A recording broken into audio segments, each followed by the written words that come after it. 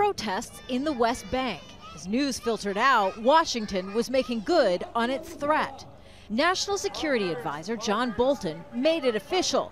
The U.S. is closing the Washington office of the Palestine Liberation Organization, an effort to put pressure on Palestinians to return to the negotiating table amid stalled peace talks with Israel.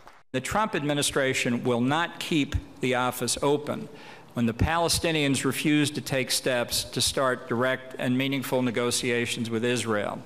The threat of the mission's closure, seen by many as retaliation for actions by the Palestinian Authority President Mahmoud Abbas last year at the United Nations, calling for the investigation and prosecution of Israeli officials through the International Criminal Court.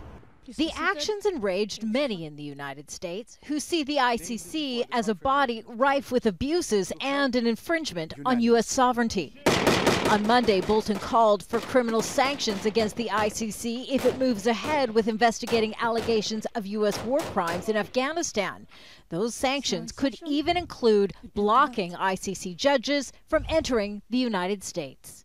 The United States will use any means necessary to protect our citizens and those of our allies from unjust prosecution by this illegitimate court. Senior Palestinian officials are enraged by the U.S. announcement, following similar announcements of cuts to Palestinian aid, the move of the U.S. Embassy from Tel Aviv to Jerusalem, and its blind eye to ongoing Israeli settlement expansion on disputed land. This is an affirmation of the U.S. administration's determination to continue its policies of blackmail and extortion and undermining the peace process and the two-state solution.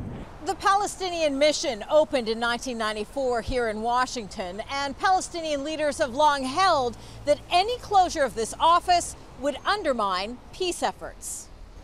Despite ignoring these warnings, the Trump administration says it's still committed to peace and could roll out its plan in the coming months. Kimberly, Halkett, Al Jazeera, Washington.